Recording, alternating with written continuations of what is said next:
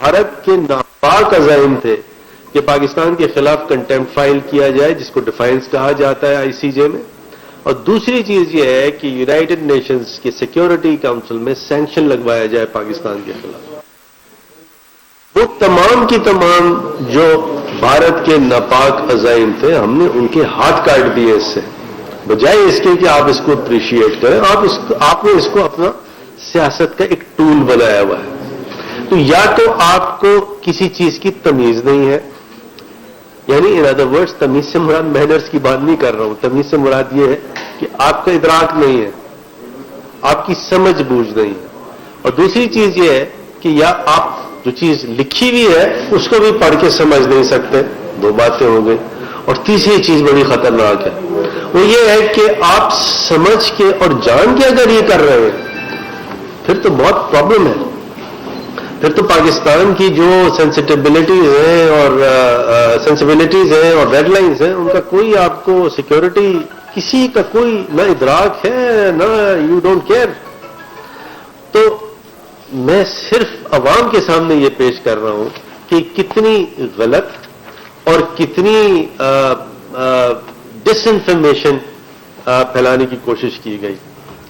اب سینسس کی بات کی گئی، سینسس کس نے کی؟ پیپلز پارٹی کا زمانہ تھا، اور جب ایک خاص سٹیج تھا مردم شماری کا، اس وقت پیپلز پارٹی نے اس کو روک دیا۔ مطلب یہ سینسس جو 98 کا تھا، یہ آپ کو کرانا چاہیے تھا بائی اور بفور 2008، جب نہیں ہوا پیپلز پارٹی کی، اس کے بعد جب گورنمنٹ آئی تو اس کو فوراً کرا دینا چاہیے تھا، ایسے نہیں کرایا۔ اور اس کے بعد جب یہ ایک رزلٹ آیا جس کو بڑی زور سے متحدہ قومی موومنٹ پاکستان نے ریجیکٹ بھی کیا، پٹیشن بھی فائل کی، اور یہ اس وقت کی جو گورنمنٹ تھی PMLN کی، اس سے کہا کہ اچھا جی آپ ایسا کریں کہ 5% کا آپ ایک آڈٹ کرا دیں، اور وہ انہوں نے بات ہماری مانی، لیکن اس کے بعد اس کو ریویو کر دیا، ریکال کر دیا، ریکینٹ کر دیا، اپنی باتوں سے آپ پھر گئے، اور آپ نے کہا ہم یہ 5% آڈٹ نہیں کرائیں گے۔ جب نئی حکومت آئی تو اس سے مطالبہ یہی تھا، پورے سندھ کا مطالبہ یہی تھا، چاہے وہ کراچی ہو، انٹیریئر سندھ ہو، اس کا مطالبہ یہی تھا کہ یہ دوبارہ سینسس کرایا جائے۔ بلوچستان کا مطالبہ تھا، اور اب یہ ڈیسیجن لیا جب جا چکا کہ اب آپ کے پاس دو آپشن تھے۔ ایک آپشن تو یہ تھا کہ آپ کہتے یہ سینسس کو ہم انویلیڈیٹ کر دیتے ہیں، انویلیڈیٹ کرتے تو اس کے کانسیکوینسز تھے، تو بجائے اس کے کہ آپ اس کو انویلیڈیٹ کریں، ایک safer course in the larger national interest وہ یہ تھا کہ آپ ASAP as soon as possible نیا سینسس کریں، اور یہ نیا سینسس انشاءاللہ اب ہونے جا رہا ہے۔ کیسے؟ الیکٹرانکلی، ماڈرن ڈیوائسز اس میں یوز ہوں گی۔ دیکھیں کوئی بھی چیز ہمیشہ 100% نہیں ہوتی ہے، لیکن نیت ایک تو صحیح ہونی چاہیے، اور جو بھی بیسٹ طریقے ہیں، بیسٹ پریکٹسز ہیں، ان کو اڈاپٹ کرنا چاہیے۔ اس کے بعد حیدرآباد یونیورسٹی ہے، مجھے تو واقعی اس بات کی سمجھ نہیں ہے کہ ہمارے بھائی پیپلز پارٹی والے وہ یہ کہتے ہیں کہ حیدرآباد میں یونیورسٹی نہیں ہونی چاہیے، مجھے آج تک سمجھ نہیں آیا کیا وجہ ہے اس کی، جبکہ ہمارا یہ موقف ہے کہ سندھ ہو، پورا پاکستان ہو، جگہ جگہ ایجوکیشنل انسٹیٹیوشنز ہوں، یونیورسٹیز ہوں، اور ہر جگہ تعلیم کا ایک معیار ہو اور تعلیمی ادارے ہوں۔ اس کے ساتھ ساتھ ایک جو اینٹی ریپ اور مسلم لا کی جو بلز آئے ہیں، دوسرے بلز آئے ہیں، کچھ پہ پارلیمنٹری سیکرٹری صاحبہ اپنا اظہار خیال کریں گی، لیکن میں آپ سے یہاں بیٹھ کے صرف اور صرف یہ بات کروں کہ دیکھیے، اگر تو سچ پر آپ بات کریں، فیکچولی آپ بات ایسی رکھیں کہ جو درست ہو، پھر آپ کا یہ رائٹ ہے، آپ اس کی تنقید کریں جس طرح آپ چاہیں تنقید کریں، نمبر 1۔ سیکنڈلی، بعض ریڈ لائنز ہیں، پلیز اس کو دیکھیں اور اس کو پار نہ کریں۔ Thank you very much. Parliamentary secretary صاحبہ سے میں گزارش کروں گا کہ تھوڑا سا اینٹی ریپ بلز اور مسلم لا پہ جو امینڈمنٹس آئی ہیں اس پہ تھوڑا سا اپنا اظہار خیال کریں۔ جی بہت شکریہ وزیر قانون صاحب۔ بسم اللہ الرحمن الرحیم۔ سب سے پہلے تو ہم پاکستان کی عوام کو مبارکباد پیش کرنا چاہتے ہیں کہ پاکستان تحریک انصاف کی حکومت نے وزیر اعظم عمران خان کی سربراہی میں اپنے اتحادیوں کے ساتھ مل کر پاکستان کے اندر تاریخی قانون سازی کی ہے. پاکستان تحریک انصاف نے اپنے منشور کے اہم جز کو آگے بڑھایا ہے. ہمارا پاکستان کی عوام کے ساتھ وعدہ تھا کہ ہم ایسی قانون سازی کریں گے اور ایسا نظام عدل جو ہے اس کی سنگ بنیاد رکھیں گے جس کے اندر عام آدمی کے جو حقوق ہیں ان کی پاسداری ہو. پاکستان کے آئین کے اندر جو بنیادی حقوق دیے گئے ہیں ہم نے ان کو آگے بڑھایا ہے. اپوزیشن کی محترم رہنماؤں کو میسج دینا چاہتے ہیں کہ ناقدین کی جو باتیں تھیں اور جتنی قیاس آرائیاں تھیں وہ دم توڑ گئی. جس قسم کی چالیں آپ نے چلی اور جو شطرنج کا کھیل آپ نے کھیلا اس کے اندر ہم نے آپ کو چیک میٹ کیا ہے. ہم نے حکمت سے وزیر اعظم عمران خان کی سربراہی میں بہترین قانون سازی کی ہے. پاکستان کی عوام کو دکھایا ہے کہ حکمت سے اور اچھے عزائم کے ساتھ آپ کسی بھی چیلنج کا مقابلہ کر سکتے ہیں. اب میں اینٹی ریپ لاز کے اوپر بات کروں گی. اینٹی ریپ لاز کو ہم پاس کروانے پارلیمان کے اندر لے کر ہی کیوں آئے؟ کیونکہ جو پہلے نظام تھا اس کے اندر سکون تھا، اس کے اندر خلا تھا، اس کے اندر کچھ ایسی پیچیدگیاں تھیں جس کی وجہ سے پاکستان کے بچے، بچیوں اور خواتین کو ریپ اور سیکشل وائلنس کے کیسز کے اندر انصاف نہیں مل رہا تھا. ایک بار پھر وزیر اعظم پاکستان کی جو دورہ سوچ ہے اس کو خراج تحسین پیش کرتے ہیں کہ ان کی ہدایت کے اوپر، ان کی کاوش کے اوپر اور ان کی دورہ سوچ کی وجہ سے آج ہم اس قانون کو پاکستان کے پارلیمان سے پاس کرانے میں کامیاب ہوئے ہیں. ساتھ ساتھ ہمارے ساتھ وزیر قانون بیٹھے ہیں، یہ ہمارے اتحادی ہیں جس محنت سے اور جس بہترین طریقے سے انہوں نے ایک بہت ہی اچھا قانون بنایا. ان کی حکمت عملی جو ہے وہ قابل ستائش ہے. پاکستان تحریک انصاف ان کی مشکور ہے. اب قوانین کے کچھ اہم جو شقیں ہیں اس کے اوپر بات کرنا چاہتے ہیں کہ اینٹی ریپ لا کے اندر اور کرمنل لا امینڈمنٹ کے اندر ایسی کون سی چیزیں ہیں جو پہلے پاکستان کے قانون کے اندر نہیں تھی. سب سے پہلے تو ہم جانتے ہیں کہ پاکستان کے اندر ریپ کا جو کنوکشن ریٹ ہے وہ 2% یا 1% سے بھی کم ہے. تو ہم نے خصوصی عدالتوں کا قیام کیا تاکہ جو کیسز کے اندر التوا آتا ہے، جو ڈیلے آتا ہے اس کو ختم کیا جائے اور جو یہ کیسز ہیں یہ فاسٹ ٹریک ہو کر 4 مہینے کے اندر مکمل ہو اور اپیل کا جو پروسیس ہے وہ بھی 6 مہینے کے اندر ختم ہو جائے. اس کے ساتھ ساتھ ہم نے اس کے 2 اہم چیزیں ڈالی ہیں. سب سے پہلے تو ایک اسپیشل انویسٹیگیشن یونٹ کا قیام کیا ہے.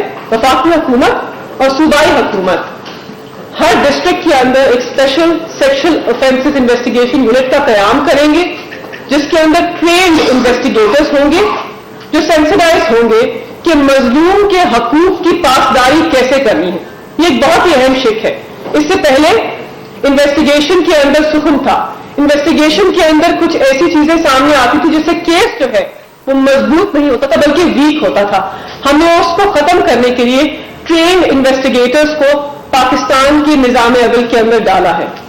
ساتھ ساتھ ایک اینٹی ریپ کرائسس سیل جو ہے اس کا قیام کیا ہے. Anti rape crisis cell Pakistan کے ہر ڈسٹرکٹ ہیڈ کوارٹر ہسپتال کے اندر قائم ہوگا. اس کے اندر ایک باوقار طریقے سے پاکستان کی بچیوں اور خواتین کی میڈیکو لیگل ایگزامینیشن ہوگی.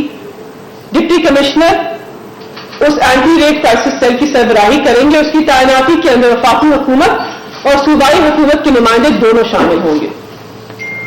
اس کے ساتھ ساتھ ہم نے ایک بہت ہی اہم کام کیا ہے کہ دہائیوں سے ایک بہت ہی شرمناک 2 فنگر ٹیسٹ پاکستان کے نظام عدل کے اندر موجود تھا اور شرمناک تھا کہ ریاست کے سارے ادارے اس ٹیسٹ کی اجازت دیتے ہیں.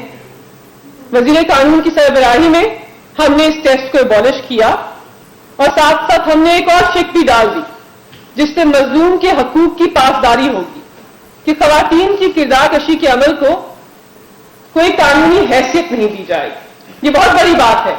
اس سے پہلے خواتین کی کردار کشی کا عمل عدالتوں میں ہوتا تھا اور مظلوم کا ایک ریپ کیس کے اندر دوبارہ ٹرائل ہوتا تھا. ہم نے اس شق کو ڈال کر ان کے حقوق کی پاسداری کی اور ان کے حقوق کو مضبوط کیا ہے. ساتھ ساتھ ہم نے ایک شق ڈالی ہے کہ جب جب کسی سیکشل افینس کا ٹرائل ہوگا تو اس کو ان کیمرہ رکھا جائے گا. اس کو اوپن ٹرائل نہیں رکھا جائے گا تاکہ خواتین کی جو آئیڈینٹی ہے وہ ڈسکلوز نہ ہو. ہم نے اس کے اندر وٹنس اور وکٹم پروٹیکشن کا جو سسٹم ہے اس کو بھی مضبوط کیا ہے کہ جو صوبائی قوانین ہیں ان کو عمل درآمد کیا جائے. کچھ ایسے نکات ہیں جو پاکستان کے ہر وکٹم اور وٹنس پروٹیکشن سسٹم کے اندر ہونے چاہیے تاکہ آؤٹ آف کورٹ سیٹلمنٹس کا جو نظام ہے جس کو پاکستان کا نظام عدل پروہیبٹ کرتا ہے وہ آگے نہ بڑھ سکے. اس کے ساتھ ساتھ لیگل ایڈ جو اس سے پہلے بہت سارے قوانین کے اوپر پھیلی ہوئی تھی, ہم نے اس کو ایک قانون کے اندر سمیٹ دیا اور کہا کہ جو مظلوم ہے اس کو لیگل ایڈ فراہم کی جائے گی. ساتھ ساتھ ایک بہت ہی امپورٹنٹ شک ہے کہ نیشنل سیکس افینڈرز رجسٹر کا اجرا ہوگا. نادا جو ہے ministry of law and justice کے ساتھ مل کر, نیشنل پولیس بیورو کے ساتھ مل کر ایک نیشنل سیکس افینڈرز رجسٹر بنائیں گے تاکہ اس قسم کے جو افینڈرز ہیں, اس قسم کے جو مجرم ہیں, ان کا ڈیٹا ہمارے پاس ہو, ہم بہترین طریقے سے کیسز کو آگے بڑھائیں اور پاکستان کی جو عوام ہے ان کا تحفظ کر سکیں. اس کے ساتھ ساتھ ہم نے کرمنل لا امینڈمنٹ کی ہے. کرمنل لا امینڈمنٹ کے اندر ایک بہت ہی اہم ایشو ہمارے سامنے آیا تھا کہ جو کیمیکل کیسٹریشن کا عمل ہے اس کے اوپر کاؤنسل آف اسلامک آئیڈیالوجی نے اپنے تحفظات پیش کیے اور کہا کہ یہ غیر اسلامی ہے.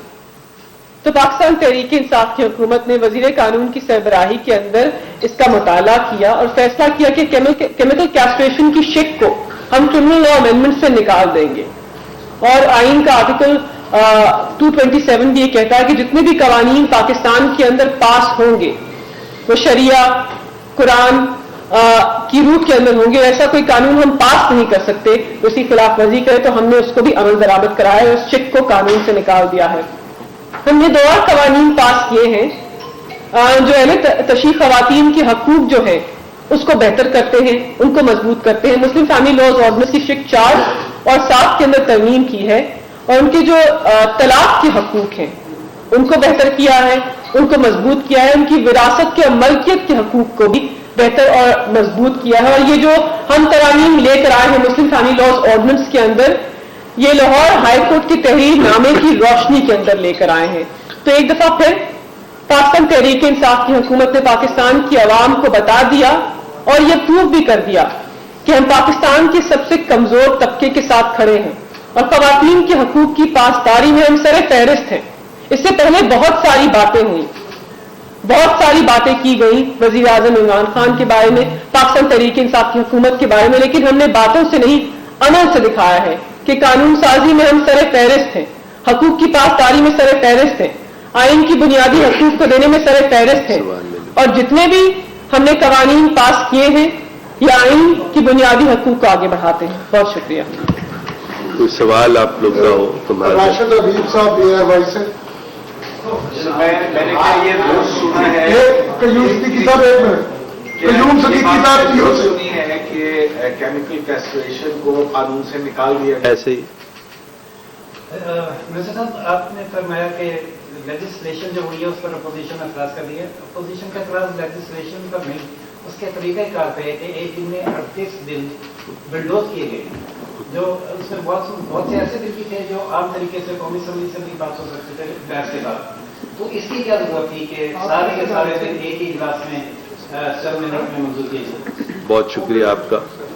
دیکھیے میں آپ کو بتاؤں کہ یہ مجھے بحالت مجبوری آپ سب کے سامنے یہ کہنا پڑ رہا ہے کہ اپوزیشن کوئی بل پاس ہونے نہیں دینا چاہتی. اگر آپ سے کوئی یہ کہہ رہا ہے کہ جی آپ ڈسکشن کریں ہم تو حاضر ہیں, نہیں ایسا نہیں ہے. تھوڑا سا وہاں ماحول کیا ہوتا ہے آپ کے سامنے بتاؤں. ماحول یہ ہوتا ہے, اب مجھے معاف کیجئے گا ان ایڈوانس میں آئی سیک اپالوجی آف اینی ون اگر میں کسی کی دل آزاری کروں, لیکن میرا دل تھوڑا سا دکھا. 3 سال یہ دیکھا کہ اپوزیشن بیٹھتی ہے اور بیہائنڈ کلوز ڈور اسپیکر کے ساتھ, چیئرمین کے ساتھ, ہم لوگ کے ساتھ, اور بیٹھ کے کہا جی نہیں ٹھیک ہے ماحول بہتر کرنا ہے, پاکستان کا انٹرسٹ ہے, ماحول بہتر کرنا ہے, پاکستان کا انٹرسٹ ہے. اور اس کے بعد سیشن شروع ہوتا ہے. اپوزیشن کے جو رہنما ہیں وہ تقاریر کرنا شروع کرتے ہیں. اور ہمارے یہاں اسپیسیفک انسٹرکشنز ہوتی ہیں پی ایم کی بھی, خالد بھائی کی بھی, ساروں کی, کہ نہیں جی اپوزیشن کو پورا ان کو موقع دیں بولنے کا. اب اپوزیشن کے لیڈران نے 1 2 3 4 اب بات کرنی شروع کی, کرتے اب گورنمنٹ چاہ رہی ہے بولے, اسپیکر موجود ہے, اسپیکر کہہ رہا ہے میں آپ کو چانس دیتا ہوں, اور ان دا مین وائل آپ اگر کسی ایک کو تھوڑا سا چانس نہ دیں تو وہ سب مندوخیل بن جاتے ہیں. اور بات ساری یہ ہے کہ پھر تو یا تو پھر اور پھر اس کا مطلب پھر انٹینشن یہ نہیں ہے, انٹینشن جو ہے وہ سبوٹاج کرنا ہے, پارلیمانی پروسیڈنگز کو سبوٹاج کرنا ہے, اور یہ کہنا کہ نہیں جی ہم حاضر ہیں.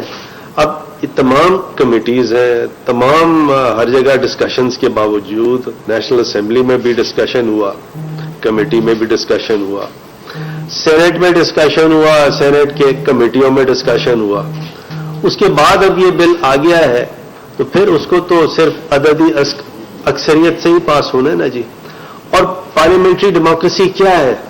عددی اکثریت ہے. سپریم کورٹ کہتا ہے 1 man 1